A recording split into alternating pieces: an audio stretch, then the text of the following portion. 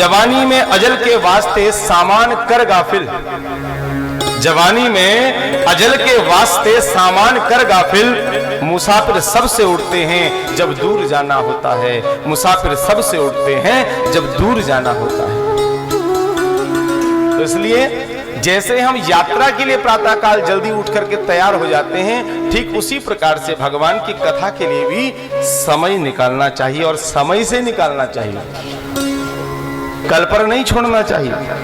पर नहीं तो क्या होगा मालूम, आप ये सोचते रह जाओगे और फिर अपने आप को कोसते भी रह जाओगे कि यह मत कहना कुछ कर न सके, जब नर तन तुम्हें निरोग मिला, सत्संगति का भी योग मिला, फिर भी प्रभु कृपा अनुभव कर न सके,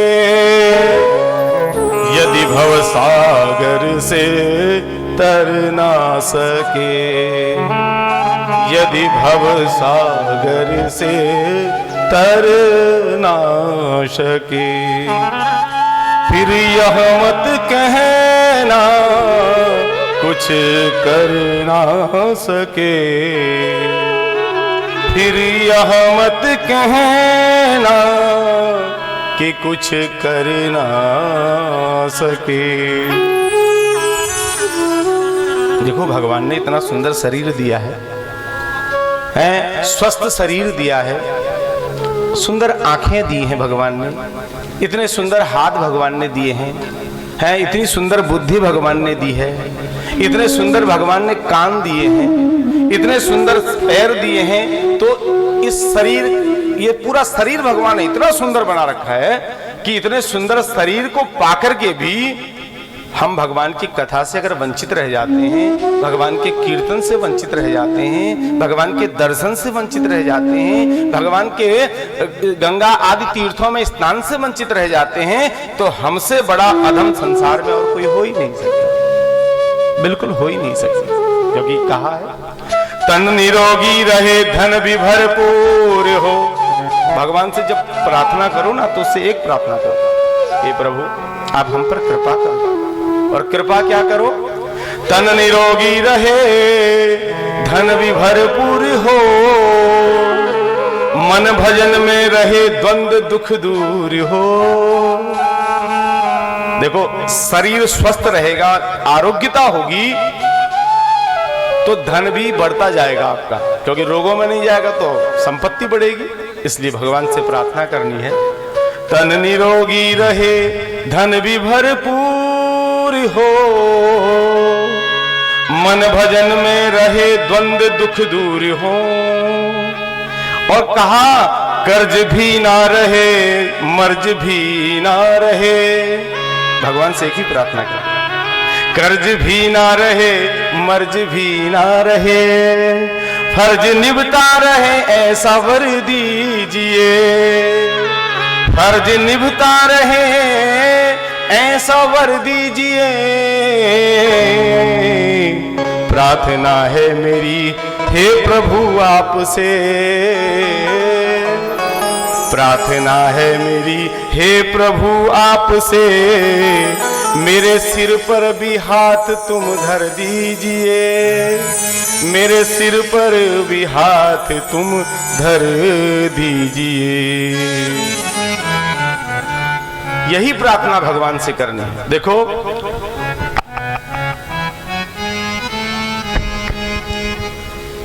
आरोग्यता अगर जीवन में होगी तो धन भी जो है आपका शुभ कार्यों में लगेगा, सत्कर्म में लगेगा।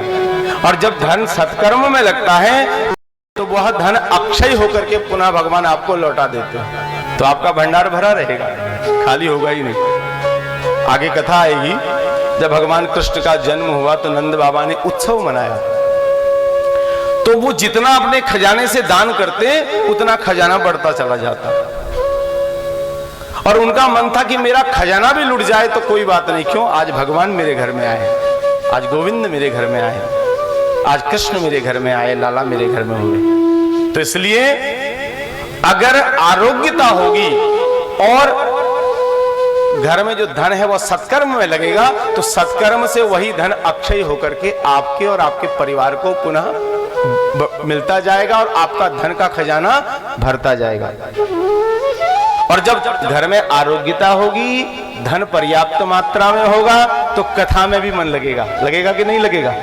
अब घर में रोग है, लोग परेशान हैं, सारे परिवार वाले रोगी हैं, आप कथा में भी आ रहे हो तो ध्यान कहाँ होगा? अरे वो ससुर जी तो बीमार पड़े हैं, सास बेचारी घुटनों के दर्द से परेशान है, बच्चा आज बुखार से तड़प रहा है, हम भगवान की बात क्या करें? लोग लाज है, समाज के हिसाब से कथा सुनने भी आना ही पड़ता है। आना पड़ता है कि नहीं आना पड़ता है? इसलिए कहा मन भजन में रहे द्वंद्व दुख दूर हो। और अगर सत्कर्म के द्वारा जो धन घर में आएगा तो जो है फिर भगवान के भजन में भी मन लगेगा। और भगवान के मन में, भगवान के भजन में अगर मन लगेगा तो द्वंद्व दुख जितने हैं सब दूर हो जाएंगे। क्योंकि अगर चित्त भगवान में लग जाएगा तो भगवान अपने आप द्वंद्व दुख आपके सब दूर कर देते हैं। और जब द्वंद्व दुख दूर हो जाएंगे तो कर्ज भी ना रहे, फर्ज भी ना रहे। तो भाई देखो, अगर सत्कर्म करोगे, धन बढ़ेगा, भंडार भरा होगा, तो फिर कर्जा लेने की जरूरत पड़ेगी किसी से? किसी से कर्जा लेने की जरूरत नहीं पड़ेगी। और फर्ज जितने बड़े सरलता से आपके निपटे जाएंगे। कभी बेटे का मुंडन करोगे, कभी बेटे का नामकरण करोगे, कभी मुंडन करोगे, कभी उसका विवाह करोगे, कभी उसके पोते का नामकरण करोगे, है उसके बाद भी पोते का विवाह करोगे, तो सारे फर्ज धीरे धीरे अपने आप निपटे चले जाएंगे। इसलिए भगवान से एक ही प्रार्थना करना, प्रार्थना है मेरी है प्रभु आपसे। और ये कब होगा? जब हम भगवान का आश्रय ले लेंगे, जब हम गोविंद का आश्रय ले लेंगे, जब हम ठाकुर जी की चरण में बैठ करके उनके ऊपर अपने आप को समर्पित कर देंगे। प्रार्थना है मेरी हे प्रभु आपसे, मेरे सिर पर भी हाथ धर दीजिए। और अगर उनकी कृपा हो जाए तो कुछ भी असंभव नहीं, सब संभव है, सब संभव। और सत्यता यही है, जिससे हम बहुत प्रेम करते हैं, जिन संसारी जनों को अपना मानते हैं, वही दुख का कारण बनते हैं। बड़ा समझने का विषय है। भगवान को अपना मानेंगे तो सुख मिलेगा, और संसार को अपना मानेंगे तो वही संसारी जन एक दिन दुख देंगे। क्योंकि जिस पर हमें बहुत भरोसा होता है वही हमारा भरोसा तोड़ देता है, और फिर हम कहते देखो उन्होंने हमारा भरोसा तोड़ दिया। हमें उनसे बहुत उम्मीद थी, हमारी उम्मीदें आज जो है पानी की तरह बह गई। इसलिए कहा दुख देते हैं तुझको तेरे पाप ही, दुख देते हैं तुझको तेरे पाप ही, तेरे मन में है क्या वो सब जानते, तेरे मन में है क्या वह सब जानते। देखो हम सोचते हैं ना, हमें कोई देख नहीं रहा, हम अगर ये गलत काम कर देंगे तो कौन देख रहा, छुप करके कर रहे हैं। लेकिन एक बात ध्यान रखना, आप संसार की नजर से बच सकते हैं, भगवान की नजर से कोई नहीं बचता। हम तो दो ही आंख लेके घूम रहे हैं, उनके तो आगे भी आंख है, पीछे भी आंख है और ऊपर भी आंख है, और जिस दिशा में देखो उनमें उन्हीं की नजर है कि नहीं है? तो इसलिए सावधान रहना, हर परिस्थिति में सावधान रहना है, पाप से बचने का प्रयास करना है। और वो तो सब जानते हैं आप क्या सोच रहे हो, क्या आप चाह रहे हो, और आप जो सोचते हो, आप जो चाहते हो, उसी को वह मूर्त रूप कर देते हैं, उसको ही वह जो है मूर्त रूप में परिवर्तित कर देते हैं। क्योंकि भगवान कैसे हैं? आप हर रूप में इसलिए कर कृपा, आप हर रूप में इसलिए कर कृपा, मेरे हर एक चिंता मिटा दीजिए, मेरी हर एक चिंता मिटा दीजिए। क्योंकि क्यों, मैं कैसा हूं अपने आप में विचार करो ना, ये मैं नहीं, हम सब एक ही स्थिति है, हम सबकी है। मैं कैसा हूं? मैं भावुक तो हूं पर नहीं भक्त हूं, मैं भावुक तो हूं पर नहीं भक्त हूं, इस कारण तो विषयों में आसक्त हूं। जब हम कथा सुनने बैठते हैं ना, कई प्रसंग ऐसे आते हैं कि हम उस कथा में खो जाते हैं और आंखों से अश्रुपात होने लगते हैं। और मालूम ये अश्रुपात का समय क्या होता है? जिस समय आंखों से अश्रुपात और हृदय पर वो बात आघात करे तो जान लेना चाहिए उस समय हृदय पर आपके भगवान आके बैठ गए। ये अनुभव है भगवान के समीप आपको, ये अनुभव का समय होता है। अर्थात आप और भगवान का मिलन हो रहा है, जीव और परमात्मा का मिलन हो रहा है। क्योंकि देखो कहा है, भगवान गीता में कहते हैं कि ममे वांसो जीव लोके जीव भूतो सनातन, समस्त जीव मेरा ही अंश हैं और समस्त जीवों में मैं ही निवास करता हूं। क्योंकि देखो अब एक बहुत बढ़िया बात और, भगवान और जीव दोनों के बीच में एक गुदड़ी लगी है, गुदड़ी। जीव भी इसी हृदय पर बैठता है और भगवान भी इसी हृदय पर बैठते हैं, लेकिन दोनों के बीच में क्या एक गुदड़ी है, इसलिए दोनों का मिलन नहीं होने देती वो गुदड़ी। एक बार क्या हुआ कि एक महात्मा थे, वो महात्मा नगर के पास में जो वन था, उस वन के पास में गंगा जी बहती थी। उस गंगा जी के तट पर वो कुटिया बना के रहते थे। तो लोगों में एक बात फैली हुई थी कि महात्मा के पास पारस मणि है। तो लोगों में एक सज्जन थे, सेठ थे, भक्त थे भगवान के, तो उनके मन में लोभ आ गया कि क्यों ना महात्मा जी की सेवा करूंगा तो वो पारस मणि मुझे मिल जाएगी। तो ये सज्जन कुटिया में रहने लगे और महात्मा जी की खूब सेवा करने लगे। बहुत दिन बीत गए, महात्मा जी ने मणि दी नहीं। अब जब मणि नहीं दी तो एक दिन महात्मा जी बोले, देखो भगत, हम थोड़ा स्नान करने जा रहे हैं गंगा जी, हमारे लौटने तक थोड़ा घर की साफ सफाई कर देना, कुटिया की साफ सफाई कर देना। कहा महाराज आप चलिए, हम ठीक से सफाई करेंगे। और जब महात्मा जी कुटिया से गंगा में स्नान करने गए तो इस भक्त के मन में लोभ आ गया कि इतना समय हो गया, हम अपना घर छोड़ के, अपना कामधाम छोड़ के, अपना कारोबार छोड़ के, अपने बच्चे छोड़ के हम इनकी सेवा पर लगे हुए हैं और ये मणि की तो कोई चर्चा ही नहीं करते। तो आज अच्छा समय है, क्यों ना उस मणि को चोरी करके ले जाएं। हाँ देखो, भगवान बुद्धि कब खराब कर दें वो कोई नहीं जानता है। भक्त है लेकिन आज लोभ ने आकर के प्रवेश कर दिया। तो जब महात्मा जी गंगा स्नान करने गए तो उसने पूरा घर खगाल दिया, बिस्तर, खतड़ी, गुदड़ी होती ना, वो सब उठा करके बाहर आंगन पर फेंक दी। और जो धूना होता है, धूना जिस पर अग्नि जलती है, वो धूना में जितनी राख थी, कहीं यहां तो नहीं छुपा रखी, सारी राख आंगन पर फैला दी। चिमटा और कमंडल सब आंगन पर फेंक दिया। और अनाज के जितने छोटे छोटे बर्तन थे, किसी में दाल थी, किसी में चावल था, किसी में आटा था, किसी में नमक था, किसी में मिर्च थी, किसी में घी था, किसी में तेल था, सारा जो है रसोई घर में फैला दिया। कहीं इसमें तो मणि नहीं है, कहीं इसमें तो मणि नहीं है, पूरा घर छान दिया, लेकिन मणि नहीं मिली। और जब ये करते करते आधा दिन बीत गया, ढूंढते ढूंढते, उतने में महात्मा जी स्नान करके आ गए।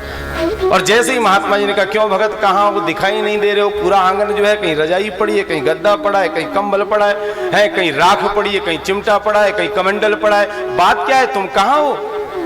भीतर से थर थर कांपता हुआ आया, महाराज मेरे अपराध को क्षमा कर दीजिए, त्राहि माम शरणागति, रक्ष माम शरणागति। लगता है अब हमें महात्मा जी दंड देंगे, श्राप दे देंगे। थर थर कांप रहा है, चरणों में साष्टांग लेट गया, महाराज क्षमा कर दीजिए। महाराज ने उठाया, बात क्या है बेटा, क्यों कांप रहे हो और ये सब क्या है, क्या हुआ घर में? कहा महाराज मेरे मन में लोभ उत्पन्न हो गया और लोभ ने ये सारी उत्पात मचा दी। लोभ ऐसा ही करता है, इस लोभ ने ऐसा उत्पात मचाया। महाराज बोले क्यों, कैसा लोभ? कहा महाराज मैंने सुना था आपके पास पारस मणि है और हम उस मणि के लोभ में उस मणि को ढूंढने के लिए घर को पूरा खगाल दिया, लेकिन वो पारस मणि नहीं मिली। मेरे अपराध को क्षमा कर दीजिए महाराज। महाराज ने कहा, बस इतनी सी बात के लिए तूने इतना सारा सामान बाहर फेंक दिया? अरे एक बार पूछ तो लेता, वो पारसमणि मैं तुझे ऐसे ही दे देता। जिस पारसमणि की तुझे तलाश है, जा कुटिया के भीतर जा और द्वार के ऊपर देखना, लोहे की डिबिया में वो पारसमणि रखी है। भीतर गया और जैसे ही ऊपर देखा तो लोहे की डिबिया रखी थी, उस डिबिया को उठा लिया। अब विचार करने लगा, हे भगवान ये कैसी पारसमणि है? क्योंकि शास्त्र कहता है, पुराण कहते हैं, वेद कहते हैं, मीमांसाएं कहती हैं और जो दंड कथाएं हैं वो भी कहती हैं कि पारस अगर लोहे को स्पर्श कर ले तो सोना बन जाता है। पारस में वो सामर्थ्य होती है कि वह लोहे को अगर स्पर्श कर ले तो सोना बन जाता है। और भक्त विचार करने लगा ये कैसा पारस, भाई लोहे को स्पर्श किया है, लोहे की डिबिया में है और लोहा लोहा ही बना हुआ है, ये पारसमणि समझ में नहीं आई। महाराज जी के समीप आया, कहा महाराज ये रही। महाराज ने कहा इसी डिबिया में वह पारसमणि है जिसे तू ढूंढ रहा था। तो भक्त बड़े संकोच में था, भीतर से बहुत सारे सवाल उठ रहे थे। कहा महाराज एक बात समझ में नहीं आई, ये कैसी पारसमणि है? भाई हमने तो सुना था पारस अगर लोहे को स्पर्श कर ले तो सोना बन जाता है, कुंदन बन जाता है, और ये कैसी पारसमणि कि जो लोहे के भीतर धरी है लेकिन लोहा लोहा ही बना है। तो महाराज ने कहा एक काम कर, इस पारसमणि की डिबिया को खोल तो तुझे अनुभव होगा। और जैसे ही उसने डिबिया खोली तो उसने क्या देखा, वो पारसमणि एक कपड़े के गुदड़ी पर लिपटी हुई थी। देखो जब तक पारस लोहे को छुएगा नहीं तब तक सोना नहीं कर सकता। महाराज ने कहा देख ये कपड़े की गुदड़ी पर लिपटी है, क्योंकि जब तक ये कपड़े के गुदड़ी पर है तब तक लोहे को सोना नहीं बनाएगी। ठीक उसी प्रकार से जीव के हृदय पर भगवान और जीव दोनों रहते हैं, लेकिन दोनों के बीच में गुदड़ी है। कौन सी गुदड़ी? माया की गुदड़ी। और ये माया की गुदड़ी भगवान से मिलने से बार बार हमें रोक देती है। ठीक उसी प्रकार से वो पारसमणि भी हमारे हृदय पर है। ये भक्त चरणों पर गिर गया साष्टांग, महात्मन मेरे अपराध को क्षमा कर दीजिए, मुझसे बहुत बड़ा अपराध हो गया। आज आपने मेरी मति खोल दी, आज मेरी बुद्धि खोल दी, मेरी नेत्र खोल दिए। तो इसलिए वह परमात्मा चाहें तो संभव है, भगवान और जीव का मिलन संभव है। जब हम कथा सुनते हैं, कथा की सुंदर प्रसंगों पर, भावनाओं पर बह जाते हैं, तब हमारे नेत्र अपने आप रोना आरंभ कर देते हैं। नेत्रों से अश्रुपात अगर होने लग जाए तो जान लेना चाहिए कि इस समय भगवान का और जीव का मिलन हो रहा है, क्योंकि मिलन कराने वाली भी भगवान की मंगलमयी कथा ही है। बोलो वृंदावन बिहारी लाल की। इसलिए कहा मैं भावुक तो हूं पर नहीं भक्त हूं, मैं भावुक तो हूं नहीं भक्त हूं, इस कारण से विषयों में आसक्त हूं। वासना मुक्त कर मेरे मन को प्रभु, वासना मुक्त कर मेरे मन को प्रभु, आप अपनी भक्ति में कर लीजिए, आप अपनी भक्ति में कर लीजिए।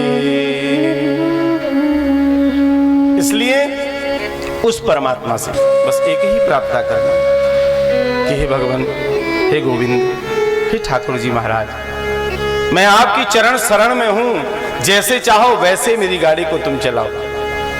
और जब हम अपना भार भगवान के ऊपर डाल देते हैं ना, तो फिर हमारा भार नहीं रहता, भगवान का भार हो जाता है। वो हमारे गाड़ीवान बन जाते हैं, वो हमारे रक्षक बन जाते हैं, वो हमारे प्राणाधार बन जाते हैं, वो हमारे आधार बन जाते हैं, वो हमारी नैया के खेबन हार बन जाते हैं। तो गुरु वृंदावन बिहारी लाल की जय हो। कृष्ण